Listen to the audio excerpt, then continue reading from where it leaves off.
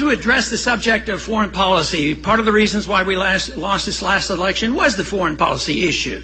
Generally speaking, the presidential candidate who argues the case for less warmongering will win the election. And, of course, Obama took the advantage of it. You know, he says, I'm going to end the war in Iraq, and I'm going to bring those troops home and solve all the problems. And he won the election. So this generally is the case. But the truth is, foreign policy hasn't changed. We should be looking more to what George Bush said in the year 2000. He was strongly critical of the Clinton years, of nation building and being the policeman of the world, what we were doing in Bosnia and Somalia.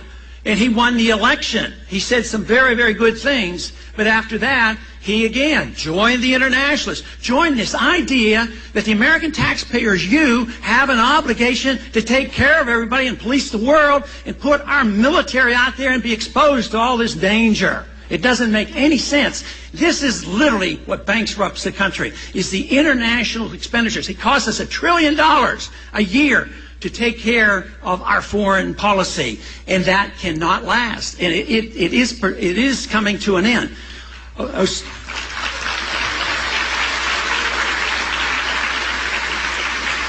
Matter of fact, the person most pleased with our foreign policy is Osama bin Laden, because he has written about this, and he said, I am going to get you to come over here, and we'll fight you on our sand, and we will do what we did to the Soviets. Of course, we helped him do what he did to the Soviets because we subsidized and supported him to drain the Soviets, and he said he will do the same thing. He will eventually bankrupt this country, and lo and behold, we are weaker for it. Our military personnel are fatigued. I was very proud of what happened last year in the campaign because I talk about the old conservative, Republican, non-interventionist, constitutional foreign policy, and we, in our campaign, got the most money than any candidate from the military.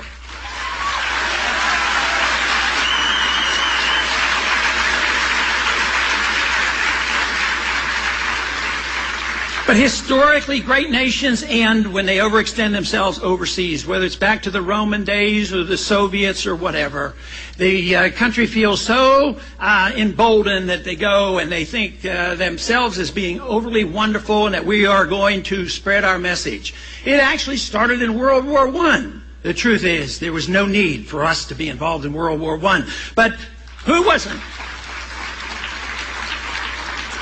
But there it was. It was Woodrow Wilson said we have to do it because we have to make the world safe for democracy, which led to this millions, hundreds of millions of people killed in the 20th century. So we're back at the same thing. We have to go and spread our goodness in the Middle East. So yeah, we wanted to get rid of a bad guy in Iraq. We did. But it took another 1 million Iraqis got killed. Believe me, they weren't all terrorists. Some people didn't particularly like that.